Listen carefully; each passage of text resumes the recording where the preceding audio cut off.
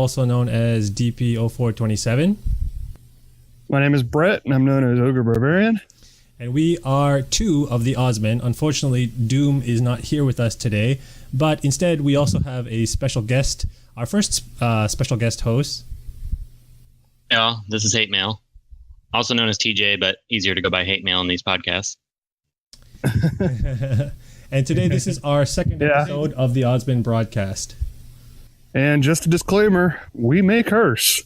It might happen. We do get salty sometimes. So going straight into things, we have a lot to talk about this month, as per usual. It seems that WB likes to keep us on our toes. So normally it's Doom heading the MC business, but I guess I have to take over for him today.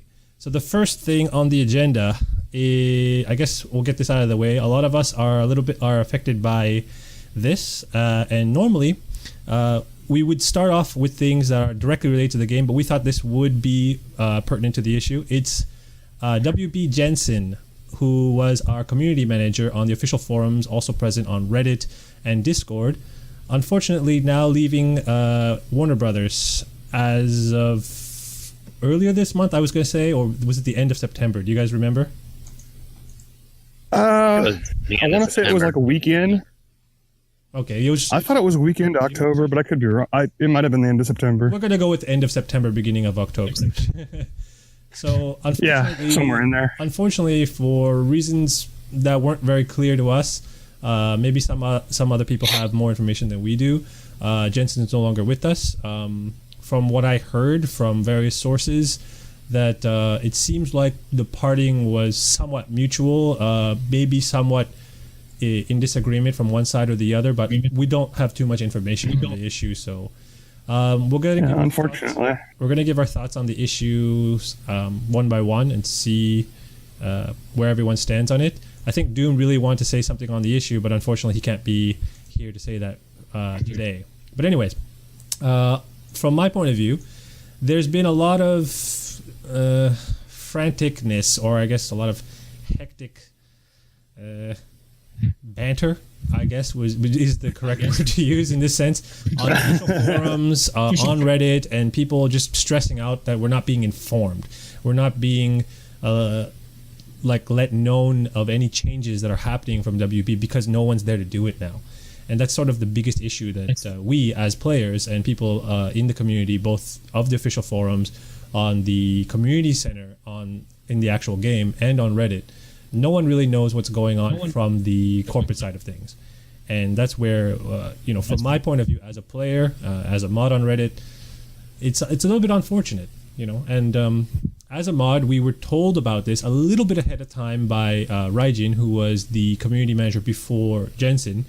And we thought that Raijin would take over for Jensen temporarily, as he has before, but that wasn't the case this time. Now we're just left hanging with nobody.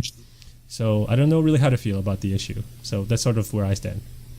Yeah, losing the community manager again. It's been stressful, I think, for a lot of players. The lack of communication.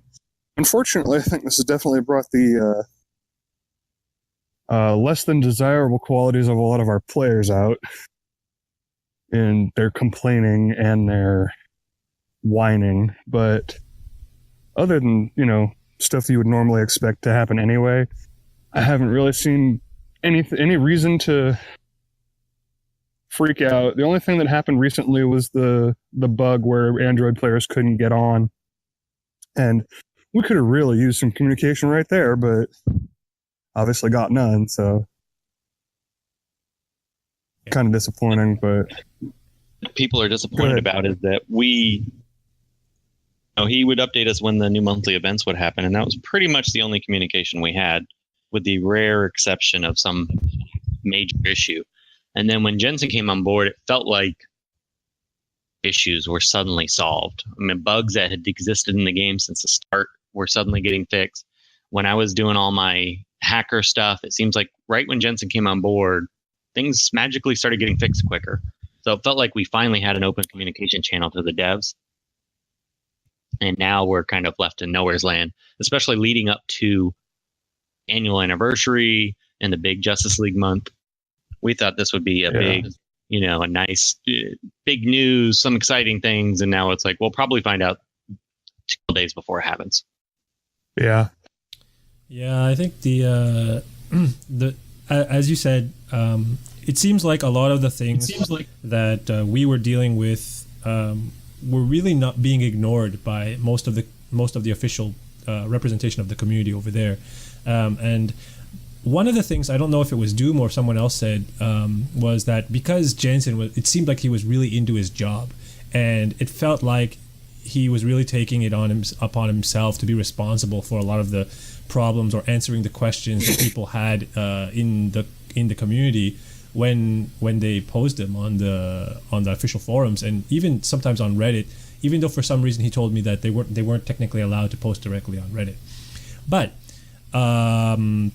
that being said, it might have been that maybe he was taking a lot of the stuff really directly to heart, and then maybe he was taking that directly to the head honchos over at WB. Maybe he was stepping on some toes, which sort of raised a lot of question marks for him or for those who are supervising him, which might have caused to give him might have give them cause to let him go or change him or whatever actually happened. But thinking that way, it gives a sort of negative connotation. It might have been completely his choice. We don't know. So, yeah. Oh, what I just don't understand is every other game I've ever gotten into, you feel like the developers or there's some spokesperson that you can tell is passionate about the game. You get communication. I just can't understand why this game has such a hard time just giving basic information. Yeah. It just baffles my mind. Mm-hmm. It's got to be a higher up over there that has a hush on everything. I don't know. Because normally, like you said, dev team would come out and say, hey guys, we got cool stuff. Or something, and there's just nothing. Yeah. Oh, well. I mean, he'll definitely be missed. Hopefully they'll find a replacement for him soon, and hopefully they'll be able to live up to his standards, if not do a better job than he did. But definitely, whatever he's doing now, I hope that he's got a bright future ahead of him, and then best of luck to him. He also just got married too, didn't he? Yeah. Quick thing I wanted to mention, there was some new name I'd never seen before that posted that latest update. So I don't know if that's a new person or what, but the WB Thompson, right? I think that was the name. Yeah. That was on. I think that person, the community manager for the community center, and not for the official forums. The platform that they use for the game.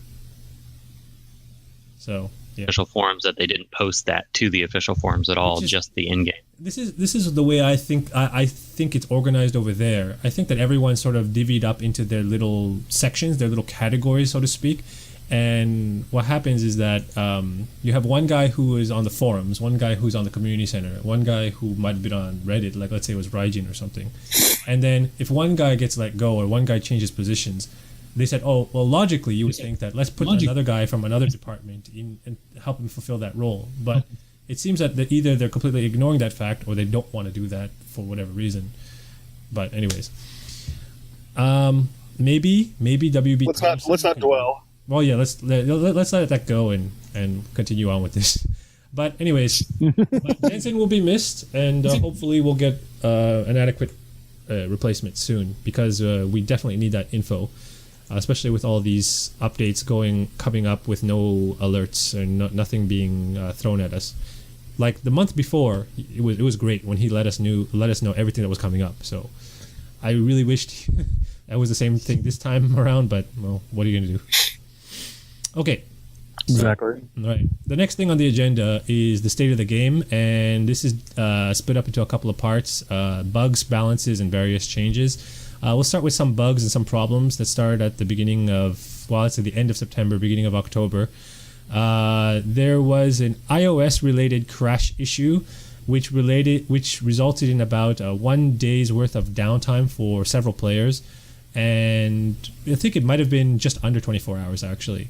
But WB fixed that within that time, and then decided to compensate everyone on the server 1,000 gems. So that was nice. It was good for Android players, I guess. Yeah. Yeah. You compare that to the recent one where we only got 100 energy. I was gonna get. I don't even know if the 100 energy was related to that or it was something else, but I think that was the Alliance mission issue. I can't remember. Do you remember Hitman? yeah. Do you remember? I think that was the Alliance mission. Yeah. They I think they did give us the energy based on the mess up from the download. I'm iOS, so I'm not sure exactly because I didn't have any of the issues, but it is nice to see that they're finally compensating us. No, but that's the thing. It's kind of weird how it affected a certain group of people, but then they sent out the compensation to everyone. But I mean, I guess there's no real way to figure out who's on iOS and who's not, and just send it to the iOS people, because that would take way more time than just sending it to everyone, I guess, right? Yeah. When you have a shared server, it's right. The other thing was, what was there? There was the Alliance mission issues where there was some Alliance missions that weren't being registered correctly. There was the upgrade had it as a PvP that day or something. Right. That was on September 25th. That happened when, which was huge actually. A lot of alliances didn't make top 100 or the whatever finishes they would normally make, because Sunday was their big day to rack up all the points, right? So that was for a lot of them. That was the day that they were compensated for like 100 essence or 100,000 essence or something like that. I can't remember what it was. It was like 10,000. Right. But up until the end of September, we had the 1,000 gem compensation for the iOS crash issue. We had 500 gems compensation for Alliance mission issues, and some essence compensation here and there. But overall, they were compensating us for various things. But that doesn't answer the biggest question: is why aren't they really testing these or proofing these before they release the updates? Because I think the biggest issue related to the iOS issue, why it took so long to fix, was because I've actually worked with apps before, and releasing them into the App Store takes at least 24 hours usually to make an update, because you have to send it to Apple to get it approved, and then it goes live, right? So that whole process is sort of the bottleneck in terms of time. So they can't really afford to have these mess ups and then have to expect players to wait about 24 hours for them to put an update patch and then compensate everyone, because a lot can happen in one day, right? So yeah. Especially when you're losing out on your login bonus and everything else. Right. So okay, now with those small bugs out of the way, let's get on to the new things. The HP bug fix. Well, I guess. Hallelujah. Right. The HP are what they're supposed to be. Finally. We're going to get into that a little bit more later when we talk about PvP, but there's that. The next thing that went live was Overheals on Men's goes live, and also Overheal as a mechanic with Enchantress. Later we'll talk about her. And what else was there? There was Lobo, who was retuned and then retuned. So they announced that Lobo was a little bit too broken in conjunction with Deathstroke, and they announced a sort of retuning of him earlier in September. But on September 26th, they retuned him because a lot of people were complaining that he was being nerfed too hard. So originally, what they wanted to put it at is that his revive percentage was capped at 90%, and it would only be at 90% if you were at maxed out levels. So you'd have to be at least level 70 for that to happen. Instead, they changed it to 99%, which is what it was originally, but it would have to be one below max on his ability need to be one below max. So I think it's 7 out of 8. Level 7 out of 8. Right, 7 out of 8, and he has to be at least level 60 for that. And even though they introduced this, and they even when Jensen was around, he let everyone know that this was going to happen. When it did go live, it was still bugged the first day or two. It wasn't working. Yeah. So we get back to that issue again, but now it's working. So we'll talk about Lobo again when we get to PvP. Then there was the other things they added were red alerts, having refresh costs that will allow us to refresh completely the the what do you call it? The enemy list and your character roster. So, but the prizes, the what do you call it? The rewards for that day will stay the same. So that means if you have, for example, Arcus at the 15 shard slot and Supergirl at the 7 shard slot, they will stay there. And if you refresh, you'll have more chances to get those shards. And the first refresh costs 500 gems, and I believe it scales up from there. But I've never refreshed, so I don't know what it is. Do you guys know? You guys do 1,000, I think, next, and then 1,500. And Yeah. Okay, so it ramps up pretty quick. 500 per. per refresh. Yeah. Yeah. So I mean, I think so. I mean, if you think about it in total, like you're getting about 25 shards per run each time. So if you're counting it as 500 gems for 25 shards plus whatever else you're picking up along the way, that's a pretty good deal, right? At least for one refresh. Even at 1,000. I think somebody on Reddit mathed it out to where I think up to 2,000 it's better than any other deal you can get. Yeah, pretty much. Like if you think of the standard shop prices being at 80 shards per or 80 gems per shard, as long as you're below that, you're fine, right? So, Yeah. Okay. So then, Which is why the 2K25 works out. Right. Okay. What else was there? The missions. They added new missions, new daily missions, and legendary missions for red alerts. The first one giving you, I think, 5 essence gems, and I can't remember exactly what else. I always skip over really quickly. Yeah, it's not a lot. But the big deal is the legendary version of it. So if you can start 10 red alert battles in the day, after clearing all your daily missions, you'll get 1 hope and 1 willpower ring. So that's actually a big deal because a lot of us, I guess I would say everybody, is pretty much bottlenecked on blue hope rings, right? So this is a great way to get them. Yeah. And Now that it's fixed, yeah. right. So the key thing to notice here is that the fact that it says start 10 battles. So that doesn't necessarily mean you have to win 10 battles. So this is basically a guaranteed reward as long as you enter each battle with at least one person. So if you have 10 characters in your roster, you're getting it. right. So if you have 9 characters in your roster and you just die every time, that sucks. If you only have 9 characters in your roster, you're probably really low level, and you should at least be able to complete one of them. Yeah. I would hope. Yeah, exactly. Okay, so about red alerts, what do you guys think about the changes that they made for red alerts? Well, I think it's a good change. Yeah, they're good change. Yep. Yeah, there's nothing. There's not really much to say other than it's very efficient on your earning. I'm actually just really happy about the refreshes in general being an option now, because you ever get to that point where you're like one threat away from completing the whole thing, you're at 11, and then you just get like really unlucky, critted out of the battle, and like all your good guys are wiped out, right? So I just doesn't it reset the whole thing though? It does. I don't know. Actually, I've never refreshed it. Have you? Yes. I'm pretty sure it resets you all the way back to 1. Oh, so then you can't. No matter where you were. Oh, okay. No, you can't. Oh, okay. Well, I mean, I guess it's better than nothing. It does give you another shot to try and complete it, but yeah.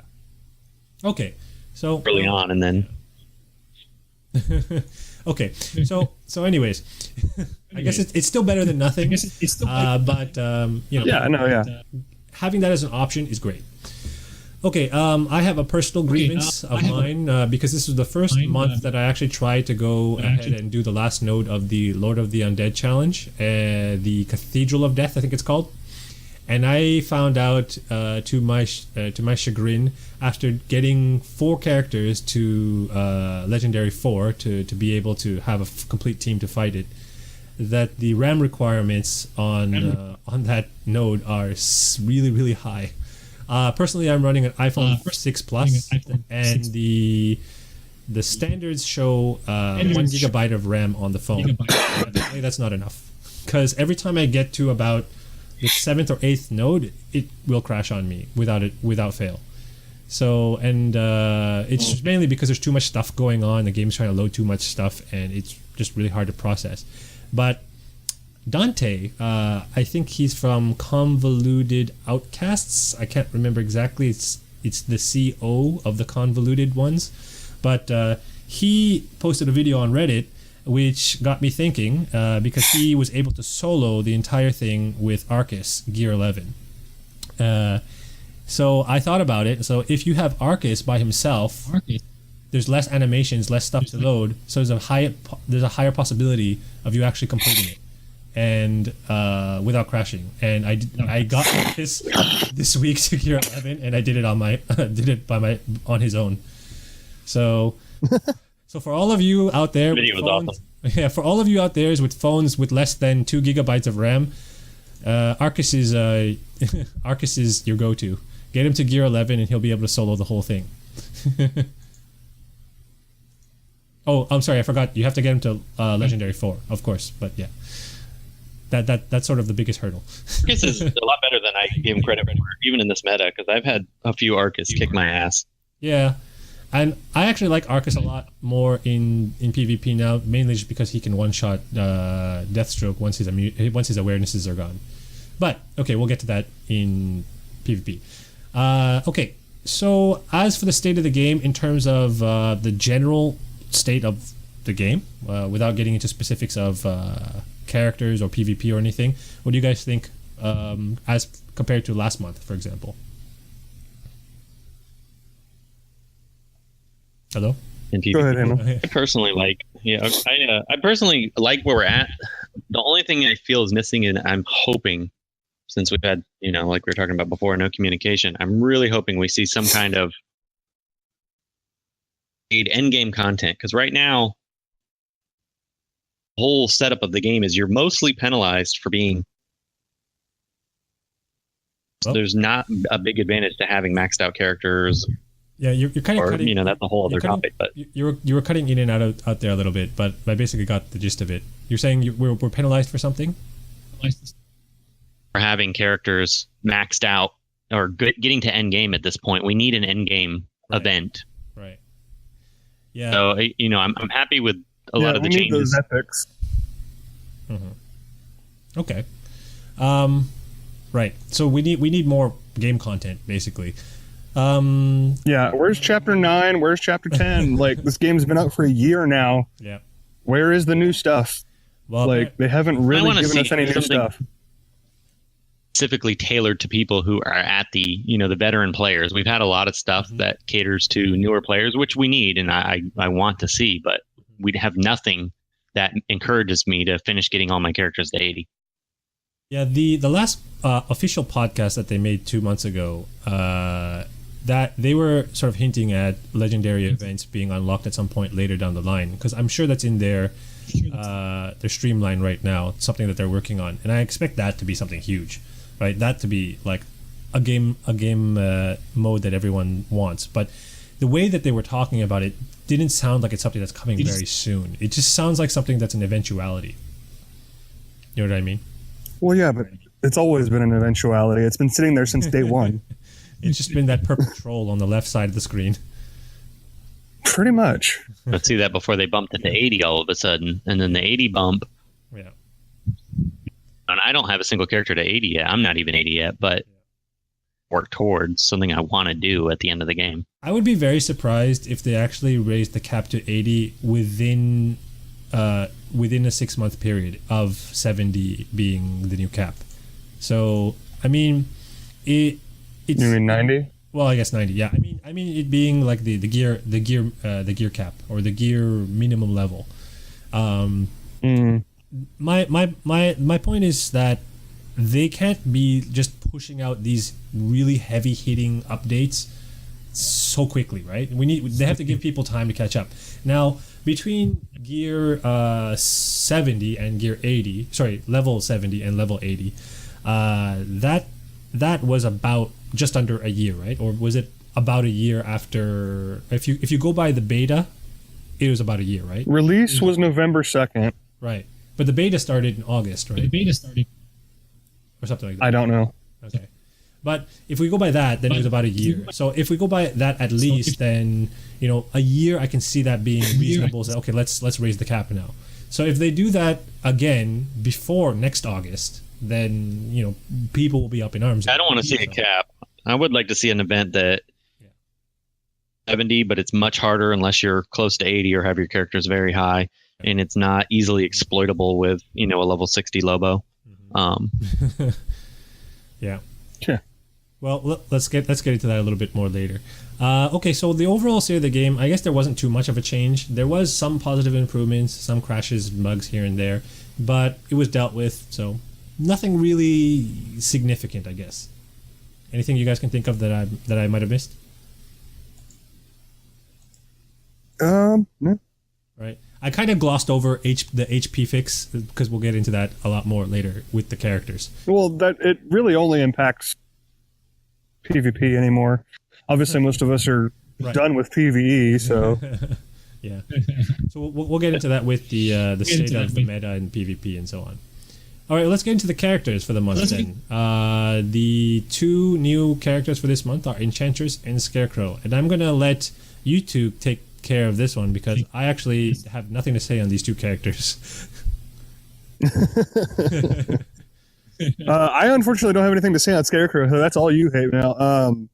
Enchantress, though, I do have her at level 53, gear 9, and I've been playing her in the event for her second event, and she's not bad.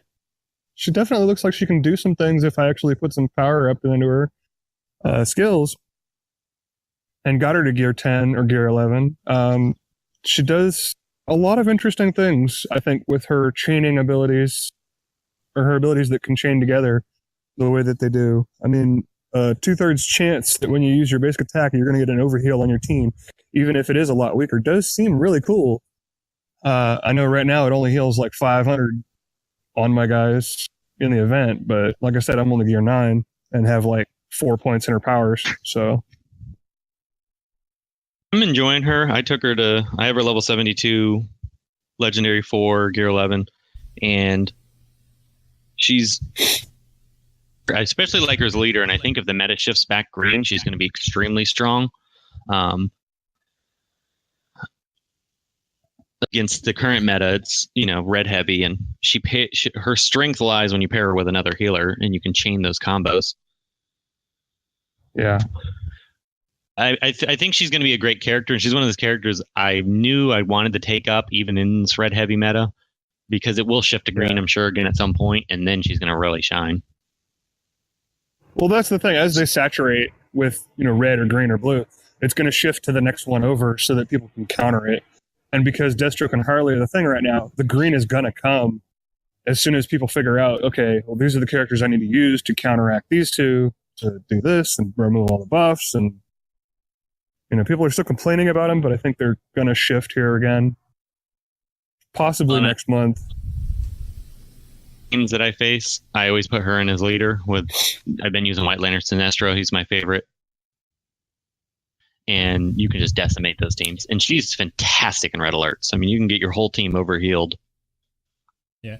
I actually have a question for both of you about her, because I was watching Hate Mail's video this morning with the legendary 4 Enchantress play, and there was a couple of things I was noticing. She gets picked off really easily by arrows or whoever, but when she does stick around, she starts getting out of control really fast because the overheal start stacking up and she chains off a lot of things. But then you pointed out, I can't remember where it was, that maybe it was in our chat or it was on Reddit or Discord somewhere, but you noted that when you're facing against the baby Lobo team compositions, it's a liability because she can actually just accidentally kill him and then Deathstroke's off to the races. She her AoE will actually does surprisingly good damage, especially if it crits. And there's a problem when you're facing these stupid baby Lobo teams, because if you heal her and she procs it, then he dies and then Deathstroke gets super strong, and she doesn't have a lot of life, so you have to have something to protect her.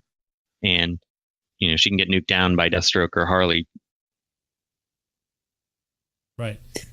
So I mean, what about her applications in the future, you think? Because obviously this month, Overheals going live is something that WB is looking at as a mechanic that they want to be in the game, and that they want it to be a core part of the game probably. So they're changing heals in the future too to be over heal as well. So I'm guessing Zatanna will also have that sort of capability. Now, I'm expecting at least her true heal to overheal. Yeah, I'm guessing maybe true heal might just be reworded to overheal. That could be a thing too, or maybe overheal will have true heal properties. I don't know. So well, the true heal. The reason that it had true heal was because it actually got around heal immunity. Right. Originally, so I mean, I don't know. They may rework her legendary to be true heal and overheal. Are strong too if you have when they fix the Tana to overheal and then have if there's a green healer down the road and you can have like a team where everybody has a heal component in one of their attacks, and then I could see her getting crazy. Yeah. World's Greatest Detective. Yeah. Okay. I mean, I think that there's potential for her. I'm currently farming her, and I expect to get to finish at Legendary 4 with her, but I don't have any plans with her at the moment, just because the current meta doesn't really favor her that much. And I feel like she's kind of like how Blue Beetle was when he came out, and who else was there? Poison Ivy, really. They never really found a meta game where they could actually just flourish, and they kind of just fell off to the side. I don't think that Enchantress is exactly there, but she's good enough to sort of hold her own, but she'll probably need a little bit of a shift for her to come back out. I guess that's what I'm saying. Okay, so my girlfriend actually came up with a really cool team. Mm-hmm. Yeah, she put her Green Lantern Hal Jordan leader with Zatanna, Ivy, and Enchantress, and I was like, "Wow, that actually looks really cool." Yeah, sounds fun. It's a lot of healing and a lot of buffing. Yeah, and there's a lot going on there. Is Chemo Doomsday team. I haven't found her being super great outside of the leader role, just because she's squishy, and I feel like other healers can do everything she does, but slightly better. They have more to their kit. I feel like her place is really in the leadership role. I think that the way you need the sort of team composition you need to sort of take advantage of her and is to sort of keep her alive. And in the videos that I was watching, basically your videos, you were doing the right thing. You were playing mainly with Harley Quinn, so that you would be able to have the taunt up and protect her for as long as possible, and she'll be able to protect Harley Quinn. Also, your White Lantern Sinestro will also protect Harley Quinn, so that the others could sort of protect each other and take care of the enemy. So, I mean, I guess that's pretty much where she'll have to be in this current meta and probably in future metas, but we'll see. Okay, so about Scarecrow. I'm currently trying to get into top 100 to get him. Otherwise, I don't know. You were the only one to have Scarecrow before us, I guess. Hate mail. So that's. I actually really like him. He's one of those characters that even in this current meta, I've played a bunch of teams. He fits well with Harley because of her evasion. I didn't like him as much with Livewire just because of Lobo. Without Lobo there, he's fantastic with Livewire as well. The counterattacks and the evasions. I mean, with Livewire and Harley and him, they all three counterattack. So you can really the leadership role. Mm-hmm. I think he's better in a leader role, but outside of leadership role, in Red Alerts, I use him constantly because it keeps your characters alive. Overall, I think he's one of those characters. He's very good. He's not an OP character. He's just one of those characters that work. And it's just a good, well-rounded kit. He feels like Bedford, but a little bit different. He sort of feels that sort of role. Yeah, kind of. I kind of feel the same way. Yeah, he's got a good kit. He works well. I think there's a lot of neat comps that are outside the norm. But what you're saying is he's an outstanding support character. Yeah. He's not high damage. He's not. I mean, if you had strong blues you're facing, he's not going to kill them fast enough, so you really couldn't run him by himself. But we don't. I mean, how often do you see blues other than DOJ anymore? Anyway. That's true. Yeah. I bring my Grundy occasionally. Grundy and Cheetah? And I always have Cheetah. Always have Cheetah. There's a little bit less than a handful of them, really, though. But, okay. What else was there? About Scarecrow. what else? I was going to say something about him, but I just completely forgot now. Okay, well, yeah, I'll just have to wait then. Let's go on to the reworks. This month we have Dr. Fate and Grundy. Let's start with the biggest changes to Dr. Fate, because he was completely overhauled. The points that I wrote on our to talk about list were basically most of the community hated his change at the beginning, maybe even still now. It was completely reworked, and everyone was saying how he feels very different than he was before. He's based around silencing and heal immunity, debuffing based strategies. And now he has a leadership ability too, and people said that it wasn't really needed. It doesn't really feel like it does anything. So, anyone have thoughts on that? I honestly liked his kit when I saw it. Mm-hmm. It was definitely a big change. I'll give you that. Mm-hmm. There's not any way around that one. I think the hit chance up is actually really interesting with all the evasion and everything that's been going around lately. Right. I should say lately, forever. I think so. Yeah. Other than Cyborg. I think before all he gave was intelligence up. Right. In the game, we never had hit chance up like one by one instead of it being like 100% hit chance up, right? Yeah. So it was only Cyborg and he had 100% hit. Right. Yeah, okay. Really? Right. So this is the only iterants, we've had the opposite, right? We've had hit chance down. So each stack of... No, Scarecrow was the first one to introduce that too. Oh, really? Okay, so never mind. Yeah, before that, we only had evasion and the 100% hit. It's hit chance down. Yeah, right. Okay. Oh, you're right. Maybe she is. Tara? Oh, okay. Yeah. Okay. So anyways, if for those of you who are unfamiliar with what we're talking about right now, hit chance up and hit chance down are different from the 100% hit chance buff. The difference it being is that each stack of the hit chance up or down is equal to 10%. So that means, for example, if you have 5 stacks of hit chance up, you have 50% more likelihood to hit the character than usual. So, and the opposite being, if you have 5 stacks of hit chance down, you have a 50% less likelihood to hit the character. So,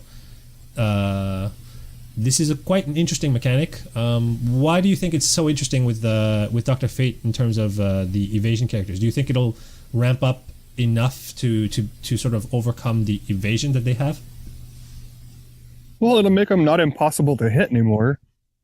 Because I know when a Huntress gets ramped up to 8, 10 evasions, or Harley even, you're just not going to hit them at all, and they're just going to keep going. Whereas if he gives you a handful of hit ups, you might hit them and kill them real quick. Okay. I actually really like him, and that hit chance up makes it so you don't have to. I mean, it's difficult, but you don't have to run Terra and Cyborg Superman. Right.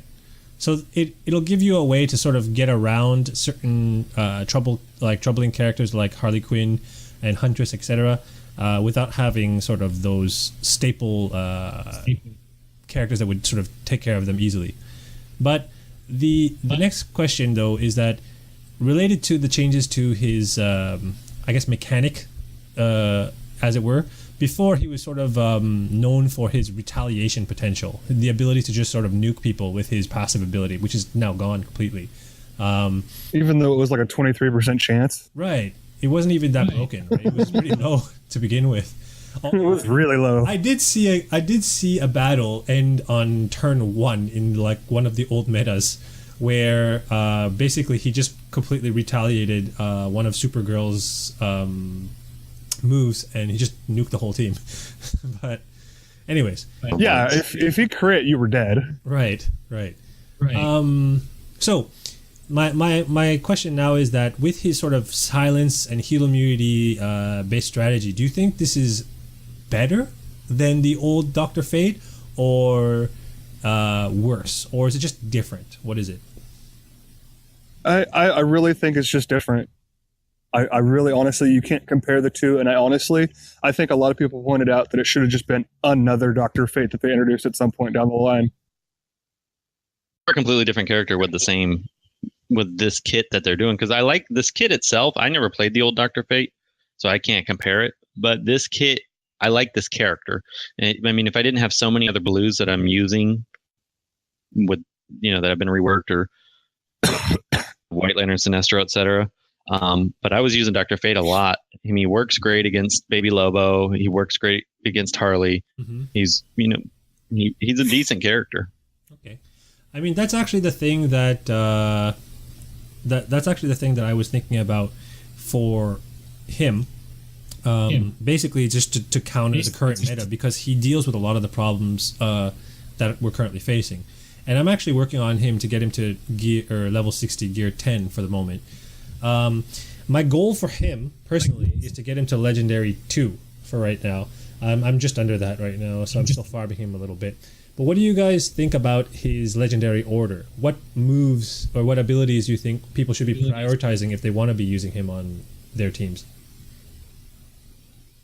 I'm going to pass this to you to hate mail because I have him at R5. I haven't even looked at his legendary stuff. That's because I don't want to say. I know the moves I'm thinking of, but I don't remember which slot they were in. You could sort of the biggest one, I think. The one you want most is the third one, which is purge 7 buffs from a target. I mean, that's the one that's really mandatory. Mm-hmm. And all of the rest of his upgrades, I don't. These characters that at legendary 1 would be perfectly fine. The rest of them have. I took his basic next, just to. I took the fourth one, I think, so that way if he casts his basic and puts heal immunity on them, or he casts his third and gets heal immunity on them, he'll sit there and proc his extra damage. Mm-hmm. And sometimes that procs often, and when you're trying to get rid of stacks off Deathstroke, or you're trying to take down a Cyborg Superman, I found that quite useful. Cool. Okay. So, I mean, just to summarize, he's basically great already at Legendary 1, and everything after that is just gravy. It's not really mandatory past that. I'm not sure if it's just me, but it sounds like you're cutting out a little bit. Oh, okay. I say both of you are. Yeah, there's a bit of a disconnectivity issue. I don't know exactly what it is, but okay. We'll have to sort of truck through it. Okay, let's move on to everybody's favorite zombie, Grundy. So, where's Just Stink when you need him? And actually, there's actually something else we'll talk about Grundy later on in the next part of the podcast, the second part. But the changes to Grundy, as far what I've noted down here, is that it seems that there's multiple different builds for him. There's tank and ramp based strategies. That's what Ogre, you pointed out, I think, in one of your videos. And now they also changed it so that his revive, which is guaranteed at least once. So I think that's huge. The percentage is still the same, though, right? I think it's still like 33% or something. Yes, the percentage didn't change. It's just they guaranteed him one. Yeah, so that's actually a really big deal. It kind of makes sense for a zombie if you think about it. But yeah, right. Right. So I'll let you. Well, he was the only character with revive who didn't have at least one. It didn't really make sense, right? The other two only had one. Okay. So yeah, what's your thoughts on the changes to Grundy? Overall, it doesn't feel like he changed all that much. Mm-hmm. I mean, he did, but he didn't. Like, they changed his passive, changed his this, that, and the other, his legendary upgrades, but like, he feels the same. He's still the big monster that he needs to be. There's definitely more ways to build him now with his legendary upgrades. Mm-hmm. Okay. So. There's a question about Grundy that we'll probably answer a little bit later, but you have something to say, Hate Mail, about Grundy? Seems pretty much the same to me. He's not quite as good as he was with Ares, because that was the great combo you could always run with him to keep getting the speed ups. But now the guaranteed revive is, I feel like, a big benefit. That was definitely needed. Okay. Yeah.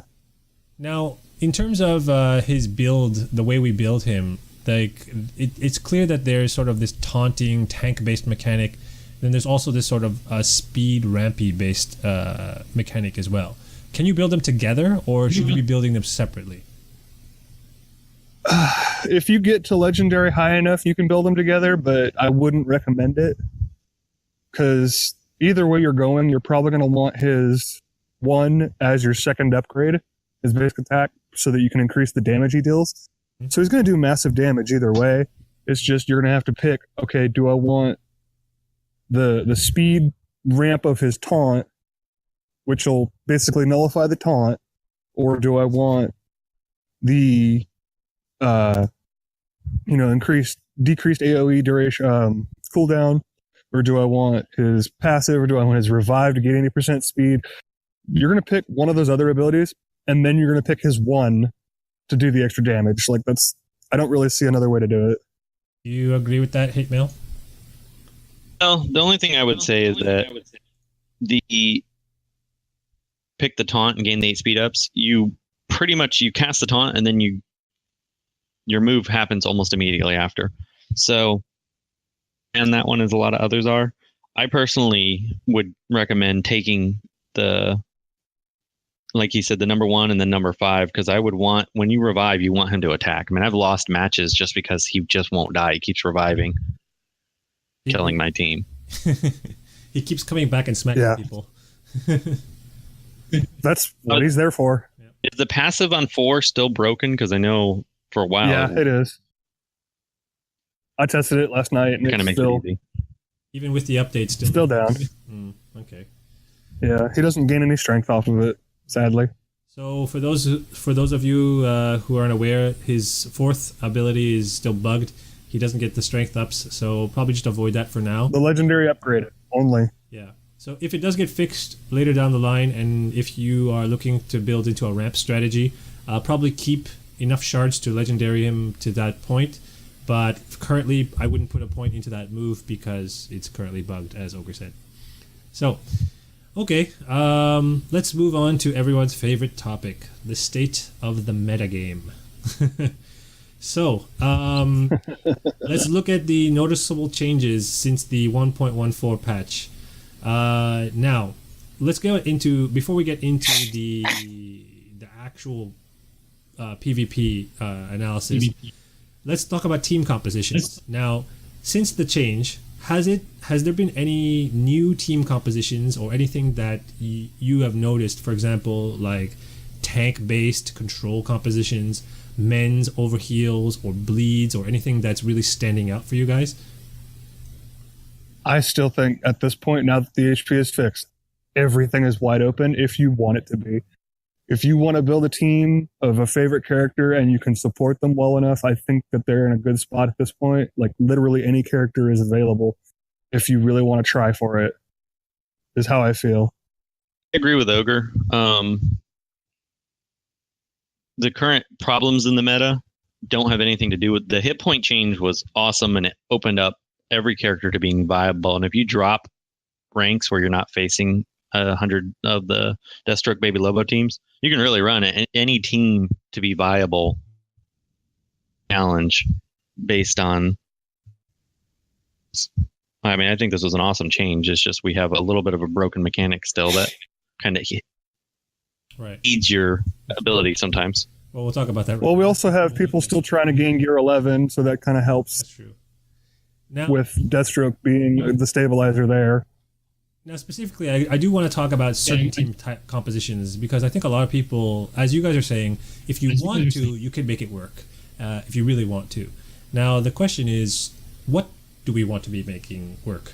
So, I mean, I've been watching a lot of Hate Mail's videos, a lot of other people's videos. People are experimenting with Grundy and Revive teams, evasion team comps, other control things, counterattacking teams, and so on.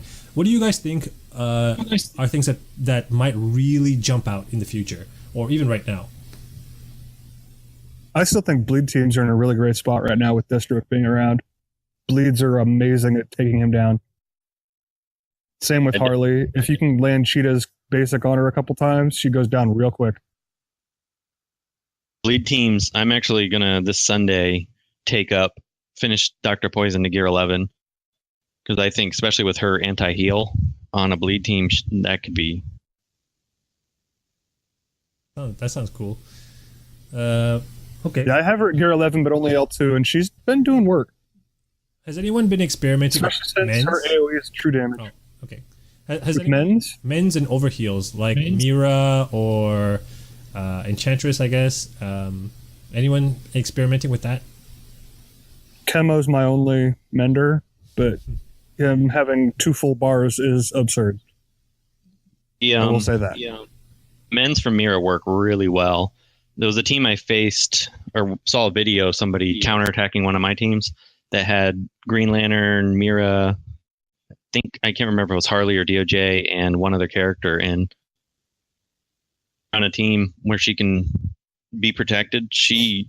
Those overheals plus the damage immunity are extremely good. And I want to work. I haven't done Bane yet. I want to do a Mira Bane Medfill based team with the overheals. I think that could be very strong. That sounds entertaining. I really wish that Doom was here so that he could help us talk about tech-based control compositions, because I think that he's one of the only people that are actually running them. Do you guys know what his basic team composition is? Harley, Doomsday, Chemo, and I want to say Cheetah, but I'm not positive on the fourth. Yeah, I'm not sure what the other 2. I just know he always talks about Doomsday and Chemo just blowing everybody up.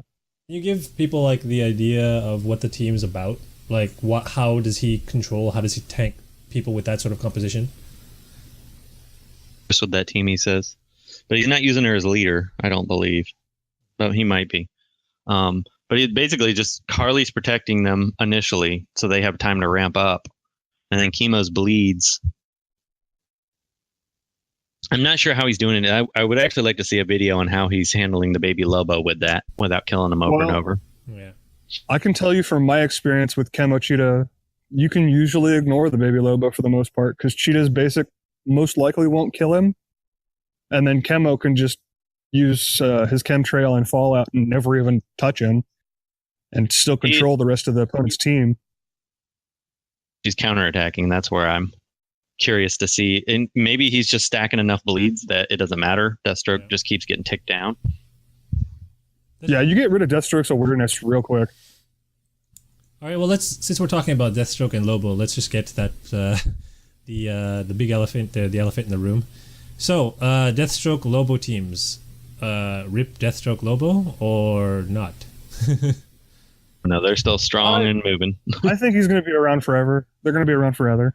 Like, they're a thing. Do you think that WB should take more action against that, or do you think that they've done? I don't think so. I think the players need to grow. What about you, Hey Mel? Like to see. I think. Well, my problem with it is that you can build a team to counter it. That's not really a big issue. The thing that annoys me, I climbed to rank 10 during the week just for this podcast. I really don't need that many shards of this character. But when you get to there, the only teams I was worried about were the 18K teams. And it's kind of sad that I'm more afraid of a team under 20K than I am of a team that's 28K in team power. Yeah. The Baby Lobo teams, when you look on your log, the teams you lose to are all the Baby Lobo teams. Yep. To see would be, I'm hoping in November, they let the character have it for a little while, some kind of AoE. And granted, you do have that with Dr. Poison, but it's kind of random. Some kind of AoE or some kind of counter to that Baby Lobo reviving over and over and over, making a team that has one strong character. Well, I'll say one thing though. I mean, mainly it's because I'm from the other side of this argument, because I'm one of those exploiters. I'm one of those 18, 19K team guys who just rip through everybody else. But the one thing I will say though is for people who are having a hard time getting to Gear 11, it is a way that lets you still compete. Although I'm gonna have to say, and I'll admit that it's very stale. It's very boring, and it's very it's the same thing over and over and over again. As the Pingman is pointing out in the chat, basically the team composition is basically the same 3 characters with the 4th rotating slot, which is Deathstroke, Lobo, and Harley Quinn Mad Jester. And then the 4th slot just rotates in and out based on what the other team has. And the whole idea is that most of the time you're just trying to take care of their Deathstroke or their whatever the biggest threat is, and then just draw all the fire onto Lobo, and then you'll just easily wipe the rest of their team out with Deathstroke. It basically doesn't matter what their team level or their gear level is. But the problem is that this creates a crutch, a big crutch for a lot of players. And I have a feeling that even though I'm currently working towards several Gear 11 characters, I have 2 currently, and hopefully by the end of this month I'll have 3 or 4 more. But when you have that diversified roster, but you've been winning with this underpowered team for so long, why change anything, right? So that's sort of that crutch that it introduces. What do you guys think of that?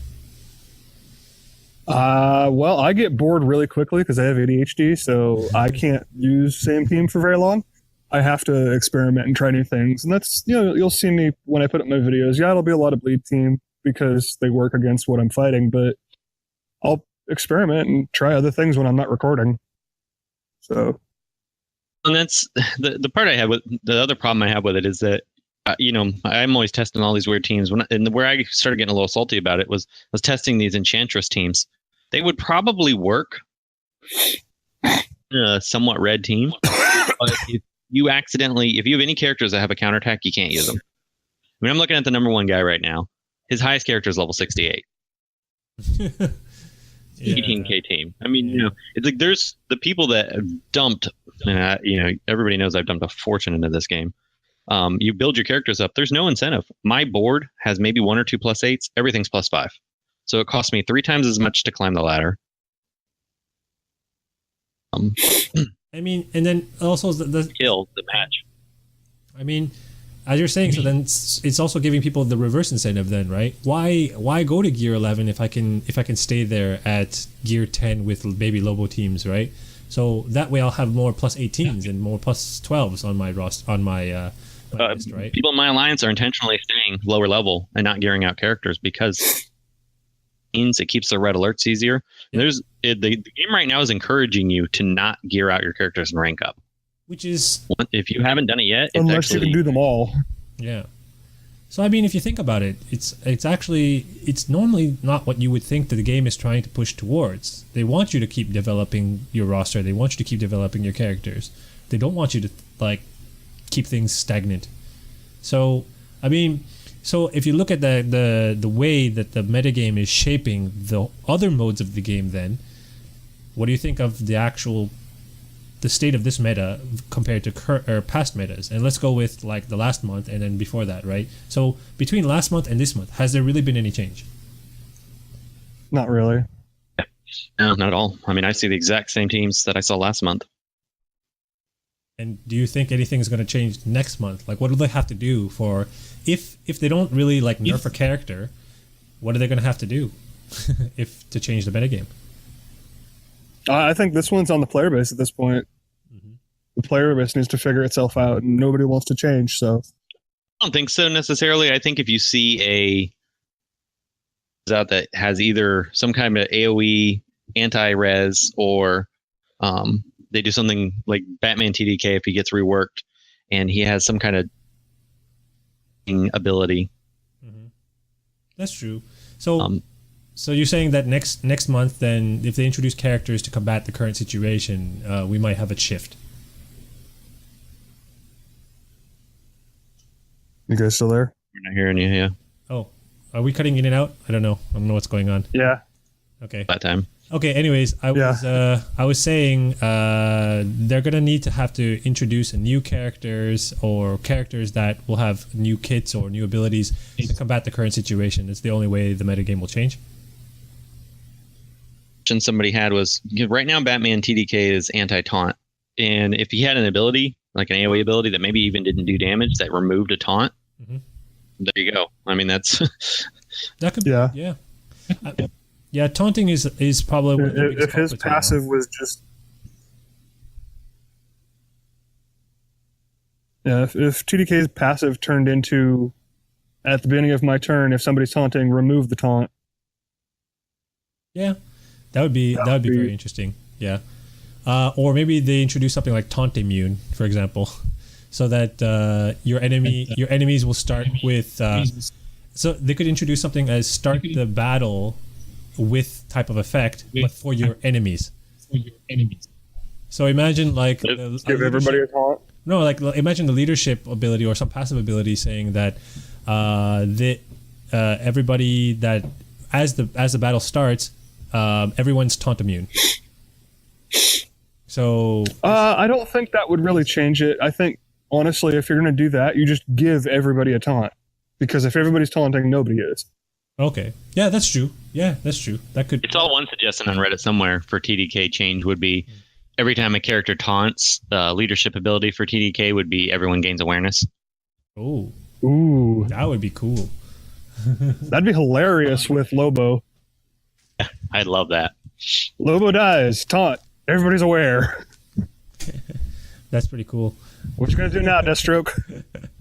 That's true. That actually would be really cool, actually. It kind of makes sense too. Hey, if you think about it, hey, I'm over here. Yeah, we're aware.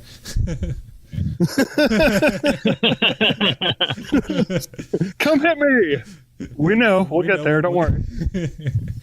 Okay, cool. Okay, so with that that little bit out of the way, is there anything else you guys want to talk about in terms of PvP? I still think it's a great time to PvP if you're not in the top.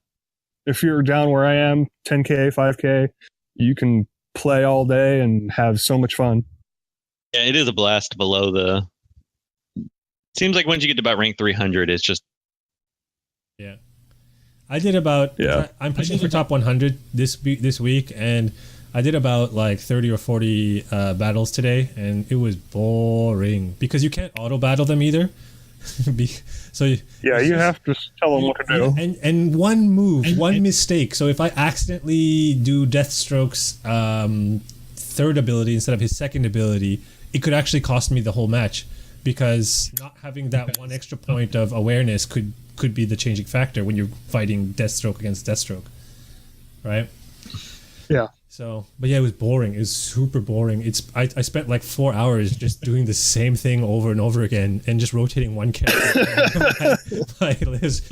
So, the reason I switched off Work Superman, who's still great, to Terra was because where it would end up Cyborg Superman and Deathstroke, and depending on the strength of the Deathstroke and how many times he had revivers, he could sometimes kill me, or if I was just patient and just did his basic over and over and over, after like 10 minutes, I would finally win. But it was so slow. Yeah. Yeah. Like, I'll say one thing though. For those of you who've ever played like competitive games, like competitive card games or anything like Magic, and I think all of us have here. There's different types of players in those type of categoric there's different categories of players in those type of games. That was my Windows going off, sorry. But basically there's spikes. Those are players who are basically there to compete and just want to win. And then there are players who are like Johnnies, who want to build like combos, who want to do cool things, and then there's just like the traditional type of players, right? So I think the majority of people who are playing Deathstroke Lobo teams, for example, and myself included, are just there to win, really, because you're a spike. Yeah, I'm a spike. Well, I am a spike. I'll admit that.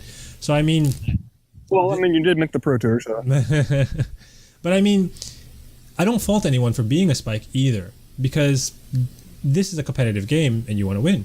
So I mean, it's also a game to have fun at the same time. So you kind of pick and choose where you want to be. But the problem is that the community is very divided for or against Deathstroke Lobo team compositions. Some people think that, it's really like the bane of PvP. It's ruining the game. It shouldn't be there. Please do something about it. Nerf it even harder than you did.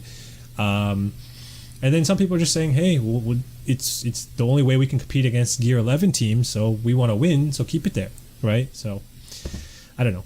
Yeah. It's sort of a necessary evil, but at the same time, it is kind of parasitic.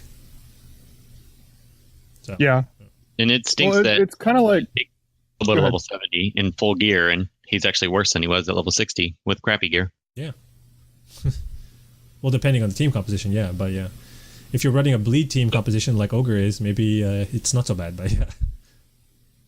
Yeah, I love having my Lobo gear. I'm going to take him to 11 as soon as I can.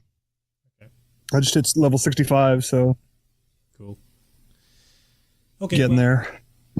Moving on from PvP, I want to gloss over a few things before we wrap up this part of the game talk and maybe move on to the second part. There are a couple of things that changed in terms of packs and events since the end of September. There was a noticeable Vixen pack and a Lobo pack in stores right at the end of September. And that, if for those of you who weren't playing in September, it was Vixen and Lobo month. The Vixen pack and the Lobo pack were the same size. However, the Vixen pack was 500 gems more expensive than the Lobo pack. What do you guys think about that? Well, she was the character that you had to buy anyway. He was basically given to everybody. So, whatever. But do you think it's justified in terms of cost? Yeah, like I said, I don't see the reason or the problem with it really, because she was the paywall character anyway. Yeah. Okay. Yeah. Okay. I really like Vixen, surprisingly. Yeah, it's too bad. Yeah, I wish I could use her. She's only R4. It's too bad we don't see more of her around. Yeah. But yeah, I was watching your Vixen videos. Well, I think a lot of people just don't have her. Yeah. I just hope that she comes back again for PvP. But yeah, I know that she's been there twice already, but still not enough. Because you need I think like what, L2, L3 for her to be decent. Oh, I have no idea.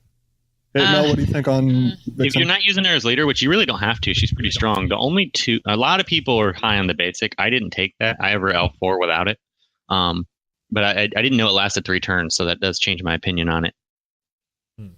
If you have the Rhino stamina upgrade where she stuns, you can get by with just that one. Oh, okay. So she's decent at Yeah, one. it's kind of where I wish I had her. Okay, cool. Well, You can run over and over and over into them, stun, gain more life, and Reds can't kill them. well, maybe she'll come back because we've been noticing also. I have to argue that Catwoman could probably take down Vixen. Yes. That Catwoman can take down a lot of people. She's a beefy blue. I was using her a lot before all these she's a new tank. came out. Yeah. She is a tank class as far as her gear is concerned. So she will have a bajillion HP. So, what was I going to say? There were a couple of things because I hope that she comes back because we've been noticing some trends at the end of this month. You're cutting. Sorry, the end of September and the beginning of October. What I've noticed is also that they're introducing more characters in the hero challenges that were former what do you call it? Former hero challenges from previous months. So Wonder Woman DOJ was actually introduced as a 6-day event character this time, and I hope this is actually a possible trend for the future. So for people who didn't have a chance to play in the Captain Cold, Blue Beetle, Ivy events and so on, this is a great opportunity for them to pick up those shards again, right? And they also brought I think this might be a one-time thing. You think so? For the DOJ event? It's DOJ. It's because next month is Justice League. That could be. Yeah, I think it'll almost guarantee it. Yeah. That's probably also the other reason why she's at the stores too, right? Yeah, like they're just ramping up. That's all they're doing. I don't think it has anything to do with they're bringing back characters. I think it's just literally her. I mean, because why would you start with her when, Arcus has been out forever, even though he's available in red alerts? You didn't do anything for him. You didn't do anything for Robin. You put him in the PvP pack. You didn't do anything for... That's true.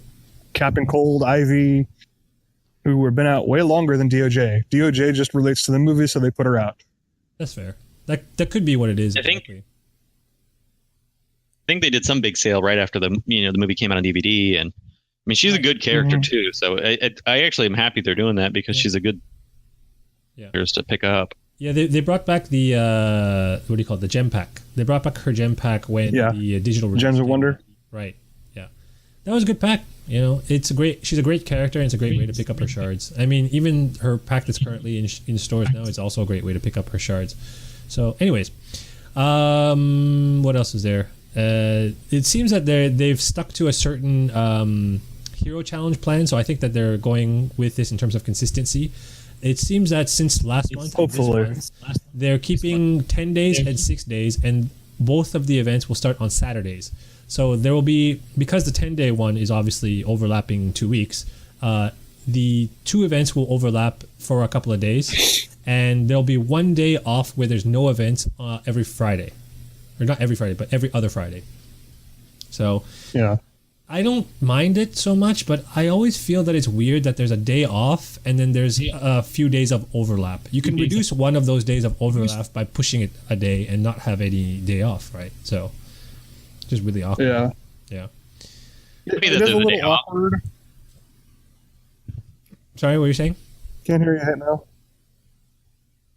I like that there's a day off, but I don't like that there's overlap. I mean, it just seems like they're getting a little bit more and more greedy by adding one day here, one day there.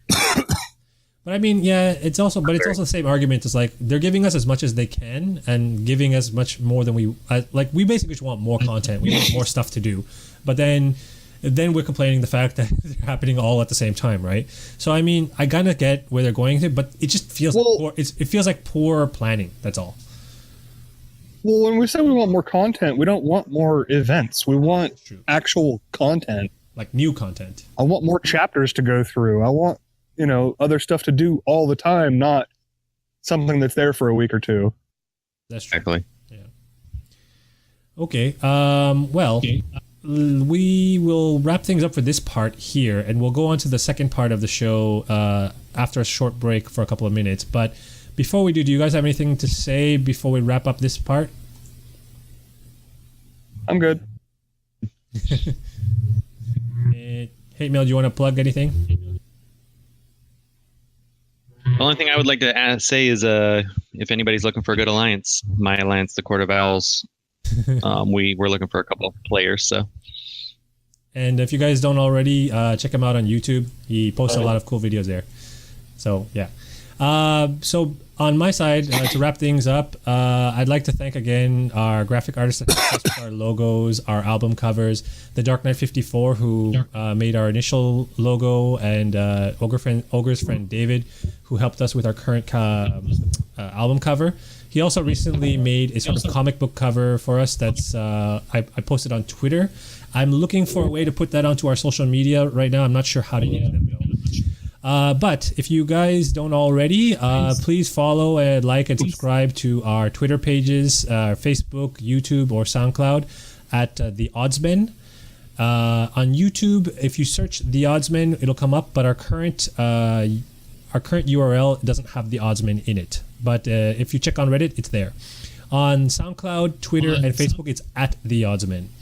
Also, if you don't already, check out our Patreon page at patreon.com/theoddsman. We already have our current first patron, first big $20 superhero patron, Hate Mail. So if you guys want to be cool like Hate Mail, if you could see in the chat, he has the cool Oddsman patron blue color, so he'll have that special role that'll highlight him and show how big of a boss he is. And if you want to be as big of a boss as he is, I think that it's from the $10 hero level tier, you can have that same color. And if you are a huge boss, you can get the legendary special color at the $50 level. So yeah, check that out at patreon.com/theoddsman. And I think that's about it. One last thing before I forget. Our next episode will feature a new guest. Currently in talks with him, but it will probably be Daniel from the superhero review. So another YouTuber who will be on the next episode probably. Okay, so let's take a couple minutes break. Let's take another couple of minutes break, and we'll come back for the lame talk portion of the chat, where we talk about things related to DCL and unrelated to DCL as well. But yeah, stay tuned. In the next 3 minutes, we'll be right back. Hey guys, this is Ogre Barbarian of the Oddsman. Wanted to give a huge shout out and thanks to everyone for listening. Catch us when we go live on Discord, and follow us on Facebook, Twitter, and SoundCloud at The Oddsman. Feel free to check us out on Patreon, patreon.com/theoddsman, for a variety of opportunities to help us grow and provide better content. Thanks again for your continued support, and as always, enjoy and grind on.